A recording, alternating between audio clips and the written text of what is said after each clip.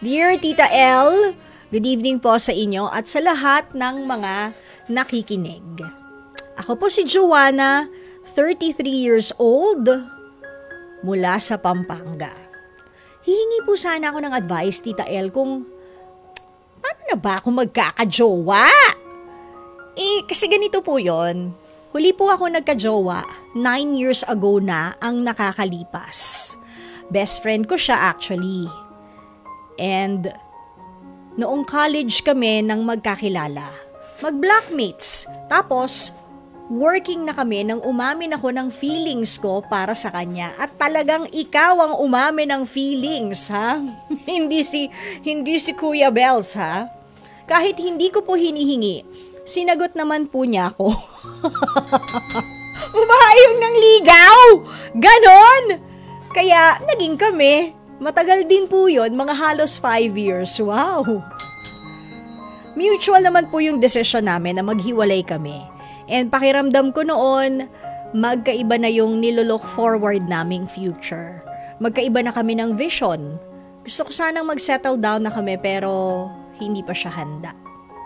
Mula noon, hindi na ako ulit pumasok sa relasyon.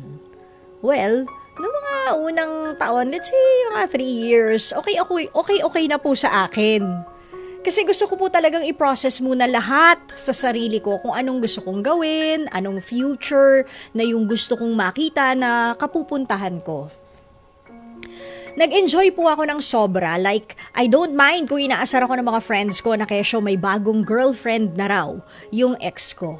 In fact, genuinely happy po ako para sa kanya. Alam niya yon. But eventually, isa-isa nang kinakasal ang mga kaibigan ko.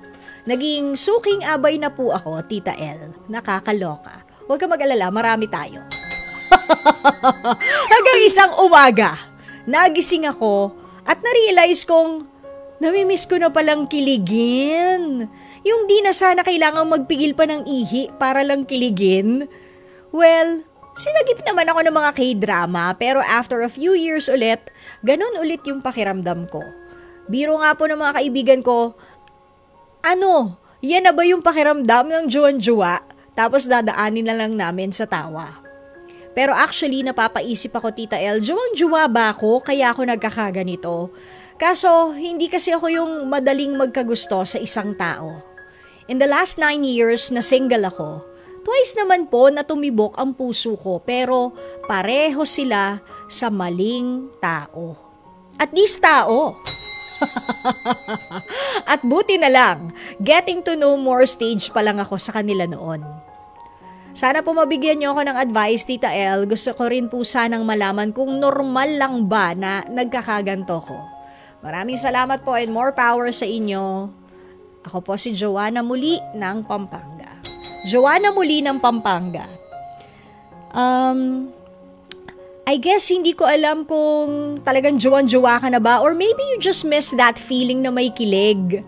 So tama ka naman, 'di ba, sa mga K-drama or sa whatever movie, whether that's even mga teleserye ng mga Pinoy, pagka click talaga yung mga love team, 'di ba? Kikiligin ka pa yung mga chick flicks na mga ganyan, hindi ba? I guess kung sinabi mo na naisalba ka ng mga ganyan, meron naman sigurong katotohanan yon. Kasi 'di ba parang it really feels good when you watch movies or series na mga ganyan, 'di ba? Pati yan mga K-drama na yan. Kaya lang sa totoo lang, alam nyo, hirap na hirap ako sa mga subtitles. Ayokong nagbabasa ng subtitle kasi hindi mo naman nakikita yung parang, 'di ba, babasahin mo yung subtitle. Pagkatapos parang peripheral na lang yung pinanonood mo, parang nasa peripheral vision mo na lang yung mga actors and actresses na pinanonood mo. So ang ending, alam niyo ang gagawin ko? Babasahin ko yung babasahin ko yung mga linyahan nila. Tapos at a certain point, i-rewind ko, 10 seconds, i-rewind ko kung ano yung eksena. So kumbaga, halos almost kung 1.5 hours yun, minsan nagiging 2 hours yung panonood kasi gusto mong makita yung mga expressions din ng mukha nila, diba? So, yun. Pero kung, ang tawag dito, to each his own. So, kung okay ka sa K-drama, kinikilig, baka kaya K, kasi kilig, char, diba? Kung ano ka sa K-drama, hindi ba? O edi go kung yun yung paraan ng ng kikiligin ka or kung yun yung isa sa mga ways para kiligin ka. Pero kung talagang juwan-juwa ka na, hindi, I can't also tell you. Ikaw lang ang makakapagsabi niyan kung ganito ba talaga na juwan-juwa ako kaya ako nagkakaganito. Hindi ako ang para magsabi niyan sa'yo kasi mag-gauge mo naman yan matatansya mo yan sa sarili mo kung juwan-juwa ko na ba. Pero baka naman nga kasi namimiss mo lang kiligin.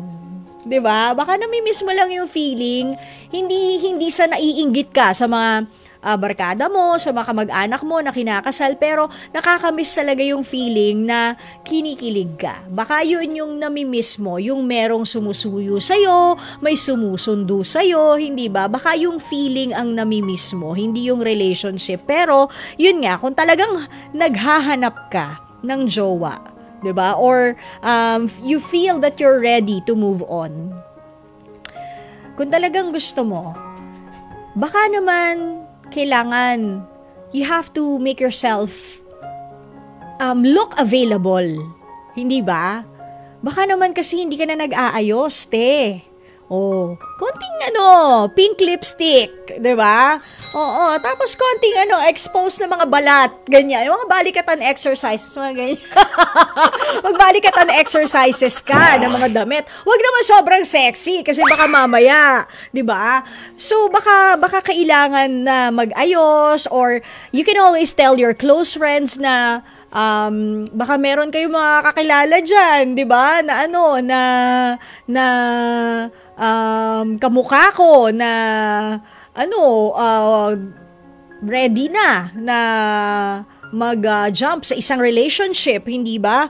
And it's also up to you if you want to announce that you're single, you're ready to mingle, you're looking for love, but please be careful kasi lalo na, hindi ko nilalahat pero alam nyo, kanina merong nahuli ang NBI na sa dating app na scam. She was napagsamantalahan po siya, yung babae. At she's only 19 years old, So, medyo nakakalungkot na parte yan. Sa dating app yan. And it's a very known dating app. So, mag-iingat din tayo, 'di ba, Mars? Huwag tayong basta, pwede na yan. Yung gano'n. Huwag gano'n. Kasi baka naman mamaya, mapahama ka rin. Pero, yun nga, kung talagang if you wanna look for love, hindi ba, ganyan. Ganyan ang isa sa mga, or among the tips that maybe I can share with you. Pero, I always believe na darating at darating yang tama na pag-ibig para sa'yo. Sabi nga sa internet, 'di ba? Or sabi ng isang quote from the internet, hope for love, pray for love, wish for love, dream for love, but don't put your life on hold waiting for love. Kasi baka ganun ang nangyayari sa'yo, Mars. 'Di ba? Na parang tumigil na yung mundo mo, kahanap ng pag-ibig. Sana wag. Kasi maybe the more you function at work or the more you do the things that you love, baka sa certain, 'di ba, hobby na 'yon, mahanap mo yung kaparehas mo. Yan, isa pa rin magandang tip yan. O di, join ka sa isang club kung mahilig ka sa photography, sa dancing, o di ba? O sa mga food trip, yan, mga ganyan, 'di ba? At yun nga, baka sakaling mahanap mo na ang love or ang pag-ibig. Pero sabi nga ni Mike, sabi ni Mike dito sa amin na minsan ang pag-ibig ay kusang dumarating, 'di ba? At hindi hinahanap. Pero para kay Mike, ang pag-ibig hindi talaga dapat hinahanap dahil nga po kinakaltas yan sa buwan ng sahod mo. Iba yun Pero iba yun, oo. Lalo na pag nagtatrabaho kayo ng legal, ayan, talagang kakaltasan kayo ng pag-ibig, lalo na kung miyembro kayo. Naku, kailangan yan. Kasi, lalo na kung mag-housing loan kayo. Nag-housing loan ka na ba, Mike Bulayog? Yes. So, ayan, alam nyo na, ikakaltas yan. Pati yung loan nyo, kailangan bayaran. No? Di ba? So, ayan na, sana natulungan kita, Joanna, or sana kahit pa paano nagkaroon ka ng enlightenment, and kung talagang hinahanap mo siya, sana ibigay na ni Lord yung tamang lalaki para sa'yo. Yung kung 9 years kang natenga, sana more than 9 years ang itagal ng relationship ninyo, and hopefully forever and ever na may amen pa yan. Okay?